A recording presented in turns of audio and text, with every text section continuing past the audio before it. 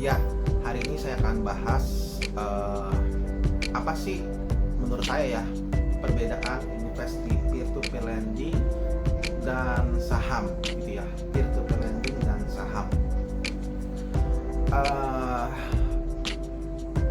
Bedanya gini, kalau kita sama-sama lamsam tuh naruh modal besar, taruh ya di saham misalnya 10 juta, terus di peer to peer lending 10 juta ya kan, dan hasilnya itu direpeat terus, dapat penghasilan, dapat bunganya, ditabungin terus.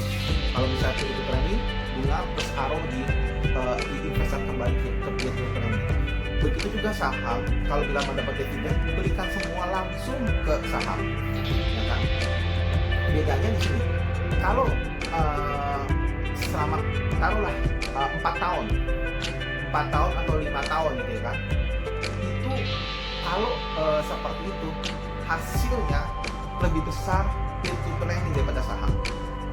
Hasilnya lebih besar peer to peer lending daripada saham. Kita taruh saham BBRI gitu ya, selama 4 tahun, teman-teman boleh cek deh, selama 4 tahun bikin grafiknya, selama 4 tahun gitu ya. Dia taruh misalnya 10 juta, dan kita sama-sama taruh di asetku yang notasi yang bunganya itu sekitar 18% per tahun. Kita terus taruh, diamkan selama 4 tahun, dan hasilnya berbeda jauh, bisa 2 kali lipat besaran peer to peer lending daripada saham. Cari peer to peer lending yang dimana para lendersnya dilindungi oleh asuransi, seperti kayak Asetku, seperti kayak Uangmi, yang 100% modalnya dilindungi ya. Dan kalau bedanya gini loh, misalnya beda kan, tadi kan kita lihat ya, kalau untuk jangka panjang ya, itu saya menjagokan peer to peer lending, daripada saham. Saham itu dia bisa lebih menang saham kalau kita bisa melihat momen, ya, bisa lihat momen. Misalnya harganya terus naik tinggi gitu ya kan, habis sekarang ini mau new normal, saham-saham akan rebound ya kan. Kita lihat pas reboundnya sampai di mana, ikutin tren. Kalau trennya naik ya kan, sampai di puncak ataupun mulai turun dikit, kita jual ya, kita jual terus, tunggu dia turun baru kita beli lagi ya kan. Dan harus bisa lihat momen, harus bisa maintain, nggak boleh taruh diam aja begitu, nggak boleh taruh udah pokoknya taruh buat tinggalin terus ku tutup mata gitu ya kan. Ya, untuk saham-saham blue chip akan mengalami pertumbuhan memang, tetapi tidak bisa maksimal. Kalau mau seperti itu, kalau Bapak Ibu ada aliran value investing, Bapak Ibu saya rasa lebih baik kalau menghasilkan hasil yang maksimal, taruhlah di peer to peer lending. Karena peer to peer lending yang tadi saya sebutkan, cobalah bikin grafiknya, Bapak Ibu coba tes sendiri, dari bunganya 18% aja gitu, dia ada 23% ya kan.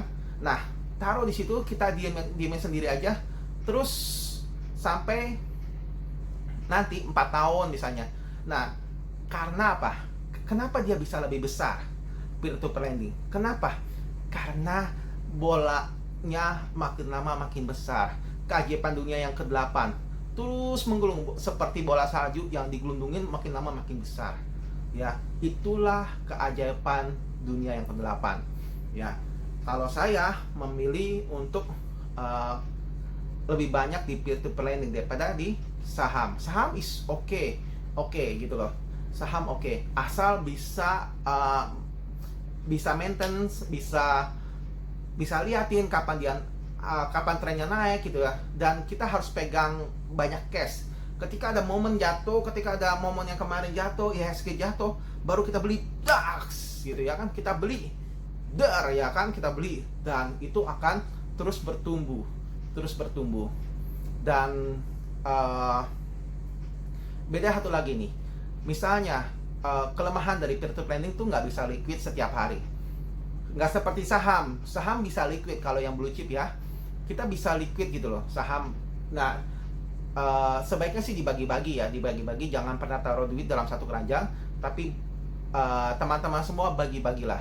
Mana yang harus di saham, mana yang harus di peer-to-peer lending. Tetapi ingat gitu ya, sebelum masuk ke situ semua, saya mau kasih tahu, penuhin dulu dana darurat kalian, penuhin dulu dana darurat kalian, baru kalian akan investasi yang penuh dengan segala resiko ya. Seperti yang saya bahas bilang, dana darurat itu adalah begini, di ATM saudara, di ATM teman-teman tuh harus ada punya uang. Kalau misalnya kepepet, kita bisa ambil dulu gitu loh kan ya. Nah, itu harus ada uang minimal berapa juta. Bapak Ibu yang sendiri yang bisa menilai gitu kebutuhan daruratnya berapa. Terus ya itu tabungan, deposito yang bisa liquid gitu ya kan. Deposito berapa, terus dibagi lagi, masukin reksadana pasar uang yang setiap hari bisa dicairkan, tetapi nggak bisa Sabtu Minggu dicairkan. Ya bisa dicairkan, tapi hasilnya bisa, kalau Sabtu dicairkan ya cair jatuhnya ke kita kalau nggak Selasa Rabu gitu loh kan. Nah, ada lagi juga peer to peer lending yang per harian gitu, yang bisa dicairkan, yaitu aset itu yang dengan bunganya 11%. Kalau di pendanaan ulang menjadi 12%. Itu dia bisa dicairkan setiap Senin, Rabu, dan Jumat. Nah, bisa bagi-bagi pos seperti itu gitu ya, supaya kita aman dulu di dalam lingkungan yang paling kecil, lingkaran yang paling kecil. Setelah itu baru kita bisa investasi ke yang lebih beresiko gitu ya kan. Seperti gini, peer to peer lending kan kita nggak bisa ambil walaupun kita butuh gitu ya, kecuali dia jatuh tempo baru kita bisa ambil gitu ya kan. Tetapi ya memang bunganya lebih besar. Dan ingat loh ya, masuk peer to peer lending, yang pertama yang diawasi oleh OJK, yang kedua carilah yang ada fasilitas asuransinya. Itu akan melindungi modal Bapak Ibu semuanya, modal teman-teman ya. Terus kalau yang punya waktu senggang sekali, boleh investasi saham gitu ya kan. Terus investasi saham. Nah, saham itu Bapak Ibu mesti kuat secara greedy, secara emosional. Kalau dibanting terus segala macam, kalau punya peluru taruh lagi gitu kan. Tapi ingat, kita harus bisa lihat, kalau dia naik ya sampai di puncak, pas mau turun, arah turun, baru kita jual. Tunggu momen berikutnya, pas dia turun kita hajar lagi, baru bisa lebih tinggi saham daripada peer to peer lending. Tapi kalau secara langsam menang peer to peer lending daripada saham, secara langsam menang peer to peer lending daripada saham ya. Semoga sharing saat ini bisa menjelaskan, memberikan manfaat buat Bapak Ibu, teman-teman semuanya yang mau berinvestasi. Ini semua disclaimer saya. Selanjutnya resiko ditanggung masing-masing ya. Ini hanya disclaimer saya. Terima kasih. See you di next video ya. Bye bye.